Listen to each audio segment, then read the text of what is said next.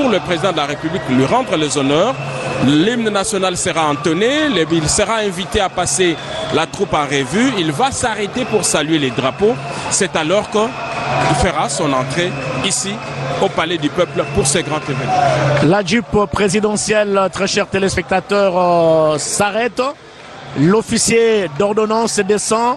Il va ouvrir la portière et c'est le garant de la nation, garant du bon fonctionnement des institutions, le président de la République qui descend de sa Jeep. Voilà.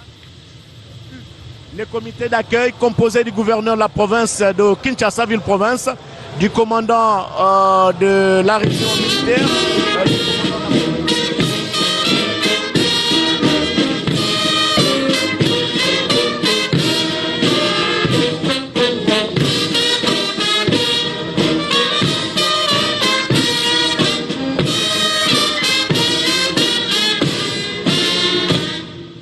Musique, chef de l'État. Chef de l'État. Hey.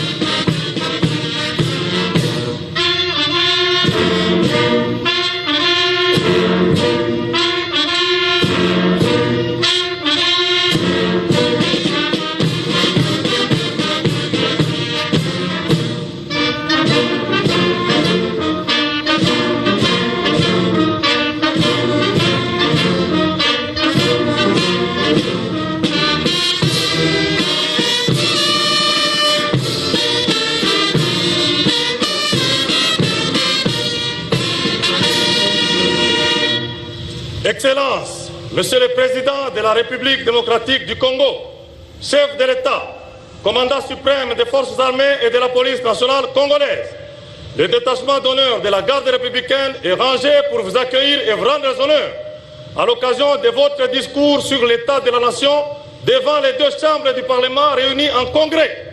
Je vous invite à passer les troupes en revue. Le commandant détachement d'honneur, le général de brigade Serge Monga. À vos ordres. La République a reçu les honneurs de la part du général de brigade Monga. Il va maintenant passer le détachement d'honneur de la garde présidentielle en revue. Mais vous allez constater que devant le drapeau, le président va devoir s'incliner et pour saluer la République démocratique du Congo au travers de ce drapeau, symbole de l'unité nationale, symbole de la nation. La garde républicaine est là, son détachement. Le président, après avoir traversé cet honneur, ce détachement, pardon, la garde présidentielle en revue, il va, voilà, il s'incline et il continue. Et pour maintenant rejoindre les membres du bureau du Congrès qui sont au niveau de l'esplanade et qui l'attendent pour que la cérémonie puisse commencer d'un moment à l'autre.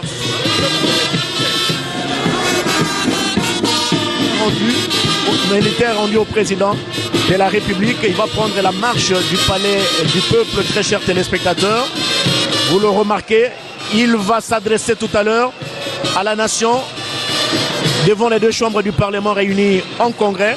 nous avions esquissé quelques sujets et qui seront évoqués par le président de la République, même si on ne faisait pas partie du comité de rédaction de son discours. Mais ce qui est vrai est qu'il y aura un chapitre, par exemple, consacré à l'éducation avec la construction de quelques universités disséminées à travers le pays. C'est le cas de l'université de Mbujimaï dont l'inauguration a eu lieu incessamment. Il salue les membres du Congrès, le bureau va rejoindre d'autres membres des deux chambres du Parlement et ils vont poser pour la prospérité. Après cette photo, le président de la République ne va pas directement faire son entrée ici dans cette salle du Congrès. Il va se retirer dans l'un de ses bureaux ici au niveau du Palais du Peuple, le temps de permettre au bureau de l'Assemblée nationale et du Sénat de rejoindre cette grande salle de congrès du Palais du Peuple avant bien sûr de reprendre la séance. Voilà, la photo de postérité est là avec les membres du bureau du Sénat et de l'Assemblée nationale. Giscard Koussema vous a dit tout à l'heure que le président Aimé Boji, président de l'Assemblée nationale, se trouve actuellement en Côte d'Ivoire pour représenter le président de la République à la cérémonie d'investiture du président ivoirien Dramane Ouattara Hassan. Après sa réélection, le président prend la direction de ses bureaux, nous l'avions dit. Il se retire pendant un moment, le temps de permettre aux membres du bureau du Congrès de rejoindre cette grande salle du Palais du Peuple Robert Ndaye afin que la plénière, mieux les congrès, ne reprennent ses travaux. Donc le président est déjà dans les installations du Palais du Peuple. Merci Blaise Bokoka Sanza. Le décor est donc planté. Le chef de l'État, Félix-Antoine Tshisekedi Tshilombo, est donc ici pour prononcer son discours sur l'état de la nation. Dehors, vous le remarquez, l'appel du secrétaire permanent de l'Union sacrée, le professeur André Mbata, a été entendu. C'est une mobilisation hors du commun pour ces discours sur l'état de la nation. Donc il ne reste que quelques minutes, le temps que le président de la République prenne place dans ses bureaux, peut-être pour échanger avec le membre du bureau, échanger avec ses collaborateurs sur ce qui doit être dit tout à l'heure. Les membres du bureau viennent de regagner la salle de plénière parce que dans quelques instants, ça sera l'entrée du président de la République qui est très attendu ici pour prononcer son discours sur l'état de la nation. Blaise Bokoka a esquissé quelques grandes lignes. Il n'était pas dans le comité de rédaction du discours, mais en tant que journaliste, il vous a dit qu'on ne manquera pas de parler de 145 territoires, de parler de l'unité nationale, de parler de la diplomatie aujourd'hui avec l'accord de Washington pour le retour de la paix. La situation sécuritaire prendra également une place importante dans ces discours, les sociales de la population, les différentes infrastructures qui sont en train d'être développées à travers l'ensemble du pays dans le cadre de 145 territoires, donc autant de sujets. Certainement, on va dire, mais les sociales, oui, ça sera autant de sujets que le président de la République va aborder lors de ce discours.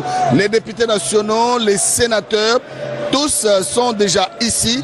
Quelques personnalités, vous avez suivi tout à l'heure, Blaise Bokoka, vous parlez de Michel, qui est dans le cadre de l'entrepreneuriat, avec tout ce qu'il fait pour que le petit peuple puisse retrouver son compte dans la politique sociale du président de la République.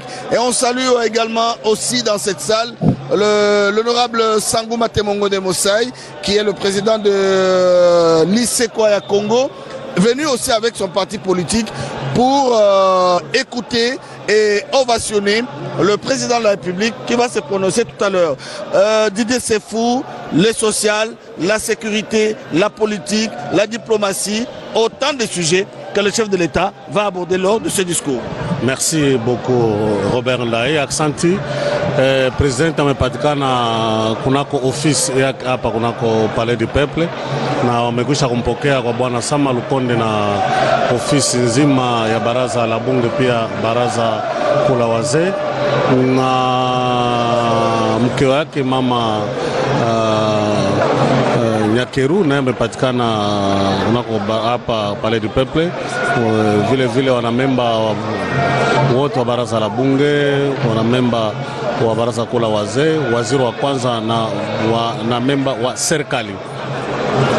Tumemjulisha kwamba hatukuwa wakati iliandikwa mimi kabisa ripoti ya president, lakini tumejiuliza maulizo mbalimbali, maneno gani president ataweza kutamka na kujulisha hapa. Tumejua kweli kufatana na namna siasa iliweza kutembea mwaka huu, uhusiano, vita, maisha ya Wakongomani, tumejua yale maneno presidenti ataweza kuzungumzia, na tumejua muko wengi upande wa mashariki ya nchi ya Kidemokrasia, kama vile upande wa Goma, Bukavu, Uvira, Shabunda, Ruchuru, Walikale, Kanyabayonga, popote mnapatikana, kama vile upande wa Kindu, Kasongo, Kabambare, na tumewasalimu wote wa Kongomani wanaopatikana upande wa Bumba, Bujimai, Kananga, Wakongomani wazaliwa wa Manyema, wa Sud Kivu, wa Nord Kivu, na kupita Bwana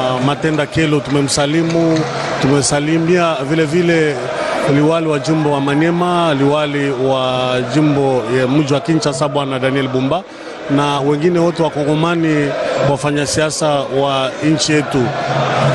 Na kweli ripoti ya leo imengojwa kweli na Wakongomani kwa sababu tout à l'heure, Giscard Koussema parlait du poison rwandais au travers de son armée numérique. Aujourd'hui, les Congolais ont compris qui dit la vérité et qui dit le mensonge. Aujourd'hui, le président de la République va certainement consacrer une part belle à la situation sécuritaire qui prévaut actuellement dans la partie orientale de la République démocratique du Congo, avec quelques zones occupées par les supplétifs du Rwanda, l'AFC M23. Bientôt, ça sera le lancement officiel, mieux la reprise de cette séance du Congrès marquée par le discours à la nation du président de la République devant les deux chambres du Parlement réunies en Congrès suivant l'hymne national.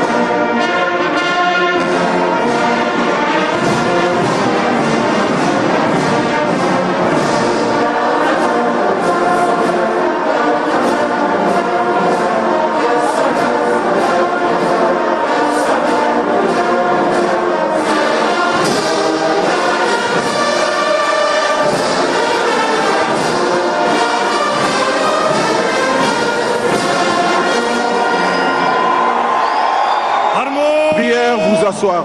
Bien. Merci.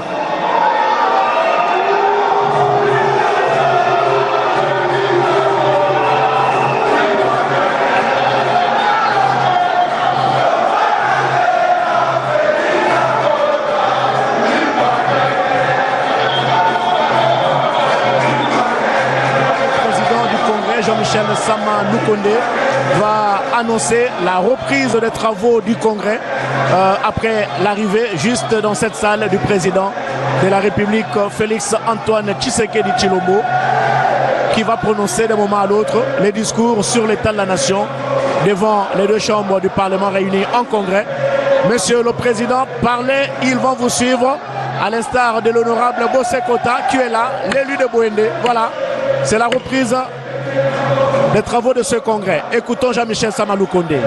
La séance est reprise.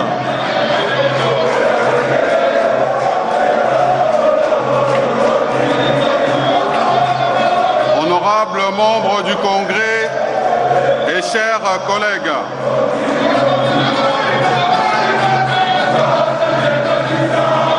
nous saluons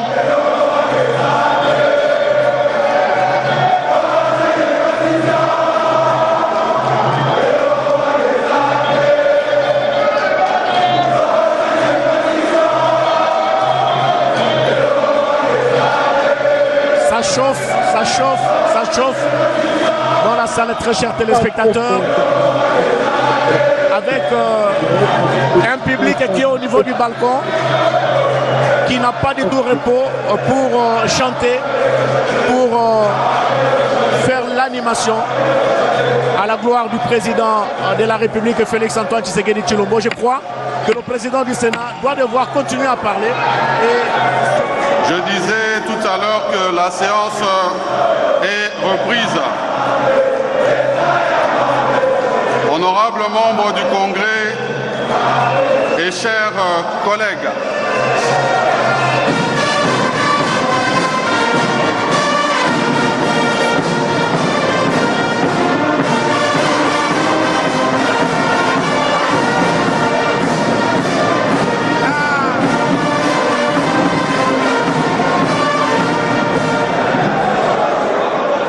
honorables membres du Congrès et chers collègues, nous saluons la présence de son Excellence Monsieur le Président de la République et chef de l'État parmi nous. Excellence Monsieur le Président de la République, chef de l'État, à l'occasion de votre adresse à la nation, permettez-nous de vous souhaiter, au nom de tous les honorables membres du Congrès, la bienvenue dans ce cadre du Palais du Peuple. Honorables membres du Congrès et chers collègues, avant la suspension de la séance, nous avons adopté l'ordre du jour du présent Congrès. C'était le premier point. À présent, nous abordons le deuxième point, relatif à l'audition du discours du Président de la République sur l'état de la nation. Excellence, Monsieur le Président de la République, chef de l'État, avec nos hommages les plus déférents, nous vous prions de bien vouloir prendre la parole pour prononcer votre discours sur l'état de la nation. Voilà, le président va s'adresser à la nation, très chers téléspectateurs. Il descend pour rejoindre l'Olitra qui est juste devant, afin de lui permettre de prononcer ce discours sur l'état de la nation devant les deux chambres du Parlement réunies en congrès et devant des milliers de téléspectateurs de la radio-télévision nationale congolaise. Écoutons le garant de la nation, garant du bon fonctionnement des institutions.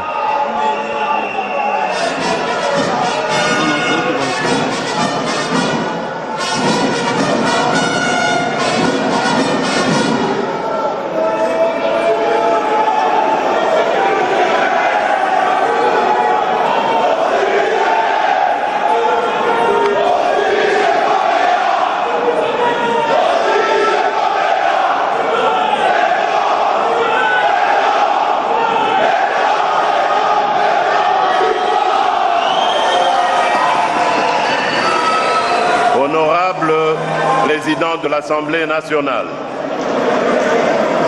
honorable président du Sénat, honorables députés nationaux et sénateurs, distingués invités, mesdames et messieurs, mes très chers compatriotes, conformément à l'article 77 de notre Constitution, j'ai l'honneur et le devoir de me présenter devant vous, représentant du peuple souverain, pour adresser à la nation ce message annuel sur l'état de notre pays. Le 20 janvier 2024, au moment où je renouvelais devant la nation le serment de servir la République démocratique du Congo pour un second mandat, j'ai soumis mon quinquennat au respect de 6 engagements fondamentaux devant notre peuple. Depuis, c'est à la lumière des 10 engagements que se conçoivent jour après jour les orientations majeures de l'action de l'État. C'est donc en toute solennité et pleinement conscient de cette continuité que je m'adresse à vous aujourd'hui pour dresser le bilan de l'année 2025. Cet exercice n'est pas une simple formalité institutionnelle pour moi. C'est un rendez-vous de vérité, de redevabilité et d'espérance. Vérité sur ce que nous avons traversé, vérité sur ce que nous avons accompli, vérité sur ce qui reste à accomplir. Redevabilité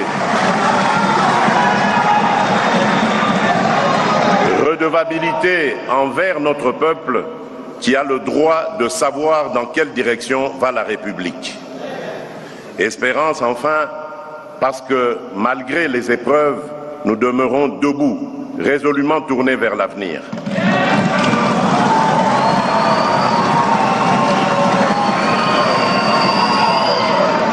Mes très chers compatriotes, loin d'être une parenthèse dans notre histoire récente, l'année 2025 aura vu l'Est de notre pays plonger dans l'une des périodes les plus sombres de ces dernières décennies. Dès les premiers mois, la coalition AFC M23, bénéficiant du soutien direct de l'armée rwandaise, a déclenché une nouvelle offensive d'envergure, s'emparant notamment de Goma et de Bukavu et étendant son emprise de terreur sur de vastes portions des provinces du Nord et du Sud Kivu. Cette surenchère militaire s'inscrivait dans une logique bien connue, une entreprise organisée de prédation de nos ressources naturelles et de déstabilisation de nos institutions, qui s'est d'ailleurs accompagnée de violations graves et systématiques des droits humains, exécutions sommaires des civils innocents, violences sexuelles érigées en méthode de combat et déplacements forcés de communautés entières arrachées à leurs terres.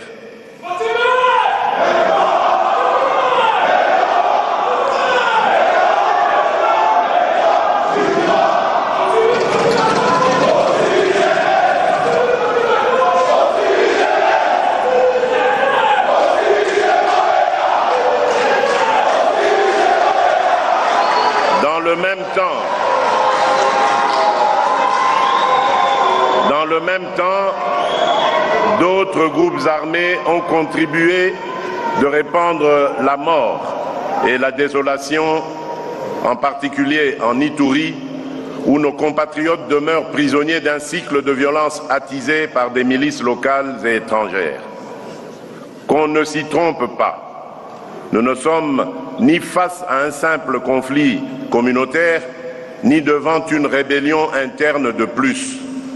Il s'agit d'une guerre d'agression par procuration visant à contester notre souveraineté sur un espace hautement stratégique.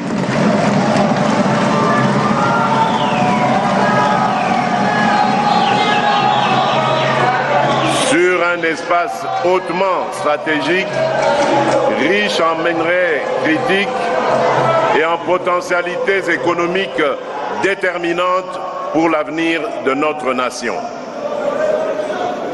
Face à cette agression, notre légitime riposte a été à la fois militaire, institutionnelle et diplomatique.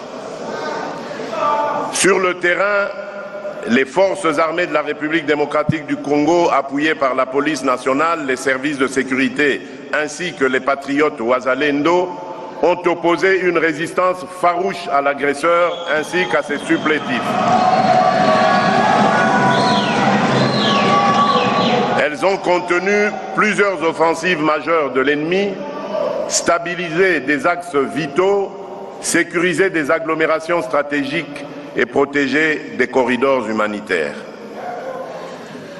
Dans des conditions logistiques, opérationnelles et humaines souvent extrêmement difficiles, nos forces ont démontré un courage et un patriotisme qui forcent le respect et l'admiration.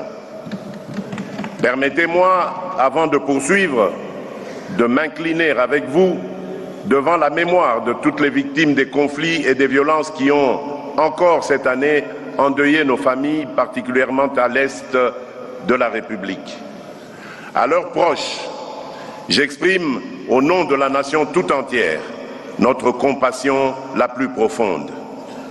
À celles et ceux qui portent encore les stigmates de ces drames, blessés, déplacés, populations contraintes à la peur et à l'errance, je veux dire, votre souffrance ne nous est ni étrangère ni indifférente.